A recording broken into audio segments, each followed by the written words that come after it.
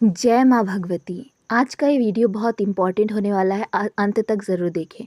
जब हम बहुत पढ़ के भी याद नहीं कर पाए और याद किया हुआ भूल जाए और पढ़ने जब भी बैठते हैं तो सुस्ती के कारण नींद आ जाती है, हम पढ़ नहीं पाते हैं।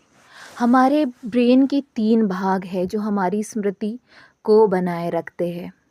पोर्टल कॉर्टेक्स वो भाग है जिसमें अल्पकालिक स्मृति रहती है। हिप्पोकैम्पस में पुरानी स्मृतियाँ स्टोर्ड रहती है। कोई चीज़, प्रश्न का उत्तर या घटना हमें स्थायी रूप से सेरेबेलम की वजह से याद रहती है। आज हम उन योग को करेंगे जिससे हमें स्थायी रूप से कोई चीज़ याद रहे। सबसे पहले पद्मासन या सुखासन में बैठना है। तो छात्र सबसे पहले ये वाला पैर यहाँ पर और ये वाला पैर यहाँ पर जांघों के आसपास फंसा लें इस प्रकार से। या आप पद्मासन लोटस पोस्चर में बैठ सकते, तो इस प्रकार से बैठ जाइए। पालकी मार के भी बैठ सकते हैं, जैसी आपकी सहूलियत है आप वैसे बैठ जाइए। कमर गर्दन सीधी करके बैठेंगे और ज्ञान मुद्रा लगाएंगे। ये अंगूठा और ये जो उंगली है इनका टिप आपस में मिलना चाहिए।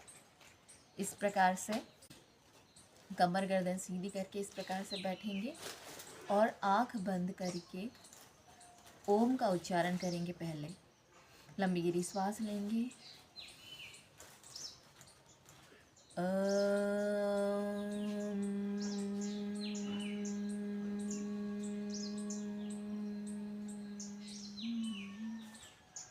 दोनों हाथों को रगड़ेंगे, आँखों पे रखेंगे, धीरे से आँख खोलेंगे।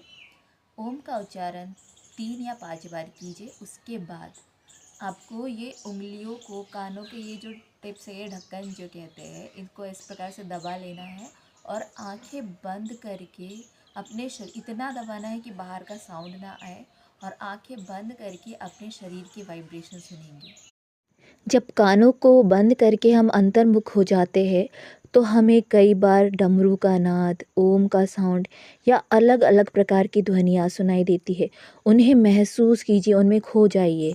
फिर से हाथों को रब करें, आँख में रखें, आँख खोले, हाथ हटाए, कान के ऊपर उंगलियां रख करके आँख बंद करके अपने अंदर के जो साउंड है उसको आपको कम से कम 5 से 10 मिनट, आप कब तक के बैठे रहेंगे आपको पता ही नहीं चलेगा। आपको उस साउंड को महसूस करना है, उस साउंड को सुनना है। आप ये सुनेंगे और ये आपको कब करना है? रात में यदि सब लोग सो जाए तो उसके बाद, या फिर सुबह सबके उठने से पहले। मतलब या तो एकदम शांत माहौल में ताकि आपको कोई डिस्टर्ब ना करे, और सुबह ब्रह्म मुहूर्त में या सभी लोग उठे उसके पहले आपको ये कर लेना है। 3 से 5 बार आपको ओम का उच्चारण करना है और कानों पे उंगलियां रख करके अपने अंदर की साउंड को आपको सुनना है। और उस साउंड को आप सुनेंगे तो आपकी एकाग्रता बढ़ जाएगी। अब इसके बाद आपको क्या करना है?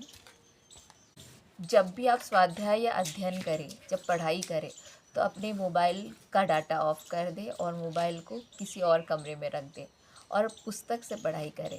मोबाइल आसपास भी नहीं होना चाहिए पढ़ाई करते वक्त, तो आपका मन पढ़ाई में लगेगा। और जो आसन हमने बताया है, जो अभ्यास हमने बताया है, इससे आपकी एकाग्रता और आपकी स्मरण शक्ति बढ़ेगी।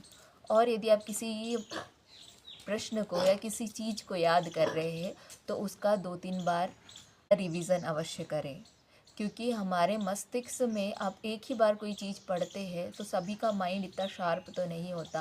तो यदि आप एक बार पढ़ते हैं तो वो अस्थिर रहता है और कुछ समय बाद आप भूल जाते हैं। और जब आप 2-3 बार उसका रिवीजन कर लेते हैं तो वो स्थिर मन में स्टोर हो जाता है और वो आप आसानी से नहीं भूलते हैं। आज के अंक में इतना ही। नमस्कार। जय माँ भगवती।